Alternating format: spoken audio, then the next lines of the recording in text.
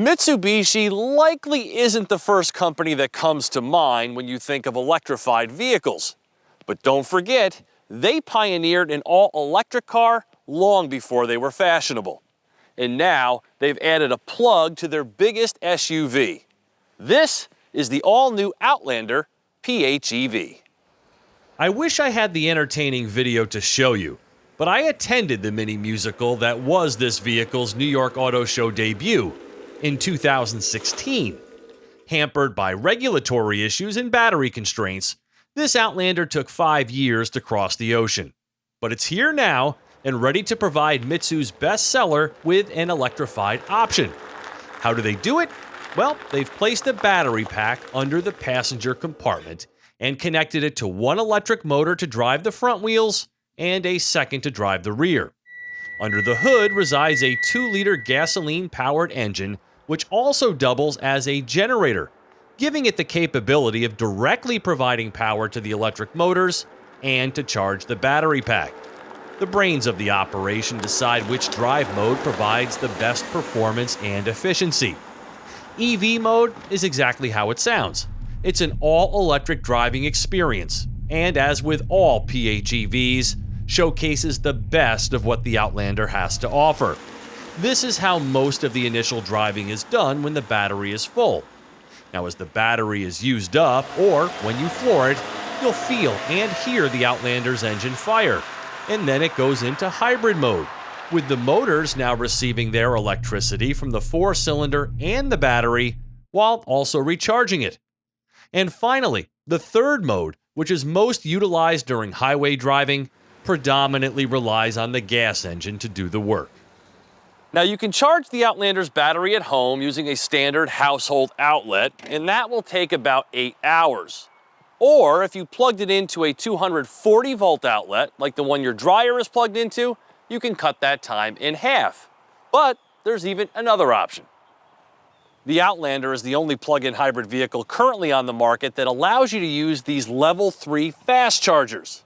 But they're rather expensive, and with limited electric range, I'm not sure it's going to make a ton of sense.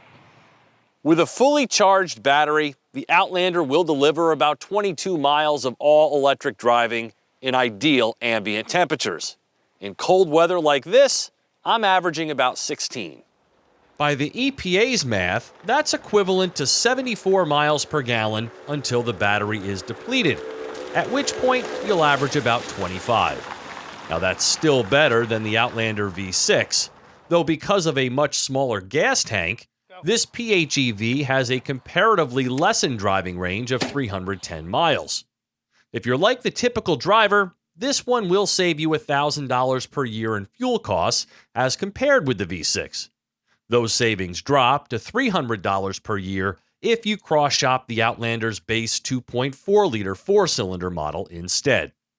As I said before, the Outlander feels the most satisfying when the engine's dormant, with prized EV attributes such as torquey quickness and cabin quietness. After that, it's ho-hum at best, with strained engine sounds and aloof steering. We have had some snow this week, though, and Mitsu's more sophisticated all-wheel drive system is the real deal, and has proven to be a master of the white stuff. You can lock in all 4 wheels at any speed with this button here. I also like how the big paddle shifters are used to control the degree of regenerative braking and not faux gear changes. Super helpful when driving in the snow. As for the output, there are 80 horsepower and 144 pound-feet of torque max from each motor. It maintains the regular Outlander's 4-cylinder tow rating of 1,500 pounds.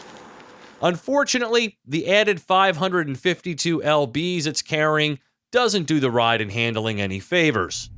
Generally soft in its nature, but unrefined, it drives heavy in the turns and a little bristly over rough pavement.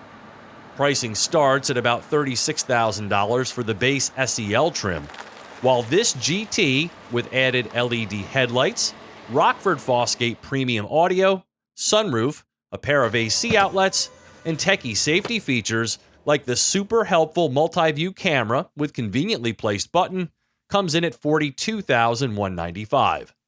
The federal tax credit for this one is $5,836, ostensibly dropping the price to around $36,000 before any further incentives. And if you find these side graphics to be a little too ostentatious, don't worry, you can leave that option box unchecked and save yourself $285.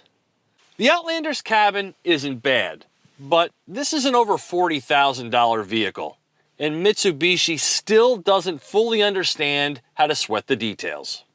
From the cheap exterior door handles to the driver's seat that doesn't feel fully bolted down, there are little reminders sprinkled about that Mitsu isn't quite there yet in terms of quality.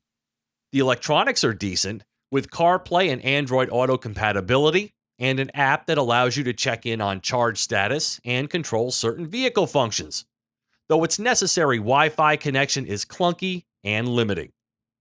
Because the Outlander's lithium-ion battery pack is located beneath the passenger floor, you can't get this particular model with the third row seat, but thanks a lot, Mitsubishi, for still leaving the cup holders back here. To their credit, no other non-luxury automaker is currently offering a plug-in hybrid SUV of this size. And if you've waited this long for one, you may want to wait a little longer, as the 2019 Overseas model has been upgraded with a bigger engine and more battery capacity, thus increasing its electric range to 33 miles.